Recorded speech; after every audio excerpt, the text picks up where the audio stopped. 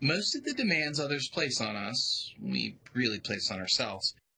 There's an old joke. What do you call a physician who graduated last in his class? The answer is doctor. We sometimes place standards on ourselves that aren't the world's standards. You probably never asked your doctor what his grade point average was. After you got your first job out of college, did anyone ask for your grade point average? Yet there are too many of us who push for the perfect grade, the top of the class, or at least above average.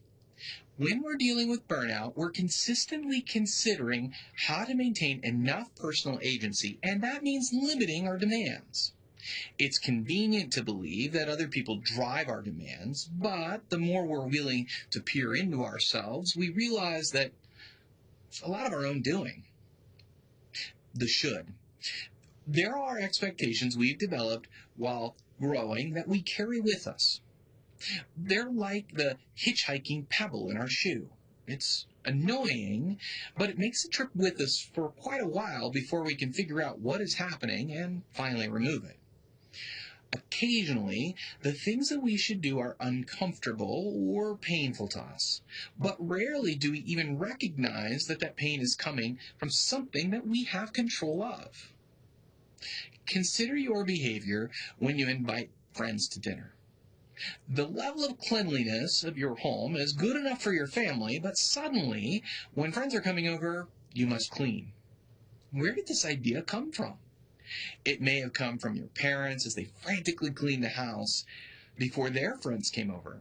If you're like most of us, we got swept up in the activity as you were asked to vacuum or dust. In most cases, our friends are not going to judge us if there are a few fur balls around or even some killer dust bunnies under the couch. They came to enjoy time with us, not to investigate us for the good housekeeping seal of approval. However, we believe we should clean before our friends come over because it's the normal that we've learned. It's not their demand on us that we clean our house, it's our demand on ourselves. The trick with the shoulds is learning how to realize they're even there. They tend to hide out and lurk below the consciousness, right there with the odds. What are the odds? Where the shoulds are largely things that we do, the oughts are largely the things that we regret not doing. We go to the dentist for our teeth cleaning and are asked whether we floss regularly, which to them means once a day.